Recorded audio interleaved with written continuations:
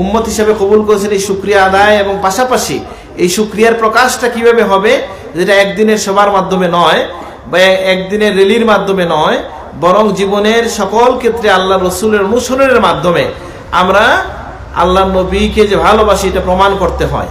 তবে একদিন এসে আমরা কি করি, একদিনের মাধ্যমে আমরা শপথ নিতে পারি, আমরা জানতে পারি, জ্ঞান লাভ করতে পারি।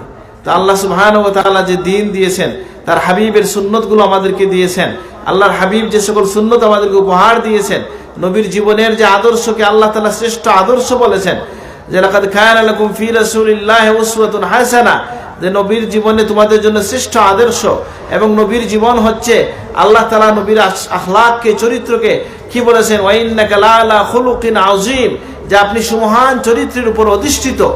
এই মহান চরিত্রকে আল্লাহ যেটাকে মহান বলেছেন, এজন্য এই একটা ঘটনা পড়েছিলাম, যেটা আমি আরো দু এক জায়গায় বলেছি, এটা যে একজন এসে হযরত আলী রাদিয়াল্লাহু আনহুর কাছে জানতে চাইছিল যে আল্লাহ নবীর সংক্ষিপ্ত জীবন আলেখ্য আমাকে বলেন।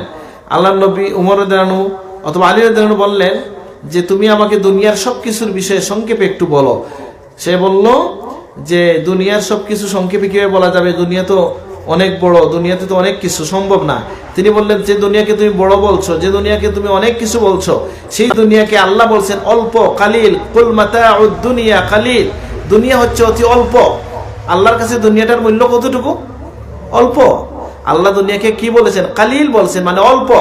আর যে নবীর চরিত্র সম্পর্কে তুমি আমার কাছে জানতে চাইছো, সেই নবীর চরিত্রকে আল্লাহ তাআলা কোরআনে বলেছেন আযীম, মহান। সুবহানাল্লাহ। ওয়া ইন্নাকা লাআলা খুলুকিন আযীম, খুলুকিন আযীম, নবীর চরিত্রকে খুলুকুন আযীম বলা হয়েছে কোরআনে। তা আমরা মুসলমানরা এই যুগতে এসে, মানে বর্তমান সময়ে আমরা কোন দিকে পিছিয়ে গেছি? আমরা যদি বলি যে আমরা পিছিয়ে গেছি, আসলে অনেক সময় অনেকে অনেক রকম বলেন। বাস্তব দুনিয়ায় আমরা যেটা দেখি, আসলে আমরা দুইটা বিষয়ে একটু পিছাইছি, আর অনেক বিষয় হয়তো অনেকে বলবেন।